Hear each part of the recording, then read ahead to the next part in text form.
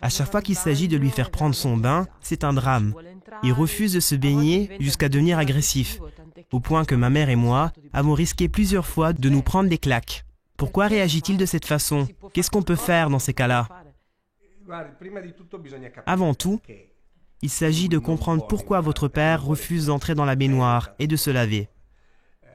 Il n'est pas devenu sale tout d'un coup, mais sa réaction est vraisemblablement due à deux phénomènes. Le premier concerne l'incapacité de jugement de votre père, c'est-à-dire l'incapacité de comprendre que se laver de temps en temps et se rendre présentable est une question de bienséance.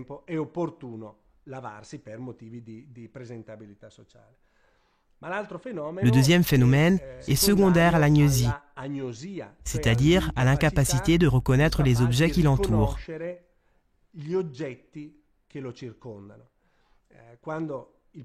C'est sans doute ce qui se vérifie lorsque vous accompagnez votre père dans la salle de bain.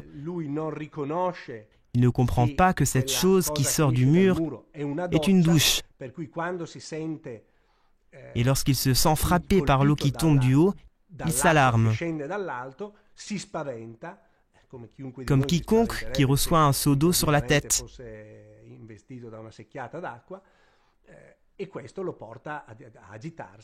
Il est alors en proie à une telle agitation que s'il se sent bloqué dans cette situation qu'il perçoit comme menaçante, il peut devenir physiquement agressif. Est-ce utile de lui expliquer, même à plusieurs reprises, qu'il faut se laver ou ça ne sert à rien? Malheureusement, les explications verbales ne servent à rien. Surtout parce que généralement, à ce stade de la maladie, le patient présente une aphasie importante qui correspond à la capacité de comprendre le langage, souvent même de le reproduire et de s'exprimer de façon adéquate. Les explications, le canal verbal, en général, est peu efficace. Cependant, votre père a probablement conservé une certaine capacité d'imitation. Et il est en mesure de comprendre l'expression du visage. Si vous dites à votre père « bravo », cela ne signifiera rien pour votre père du point de vue verbal.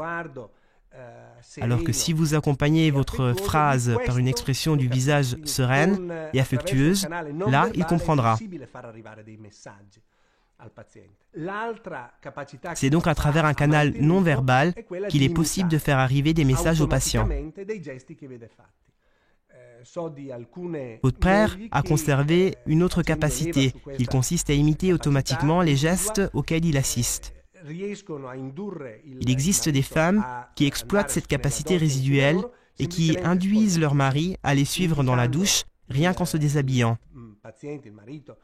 Elles invitent leur mari à les imiter, elles l'aident à se déshabiller et à entrer dans la douche. De cette façon, elles ont atteint le but qui consiste à les laver.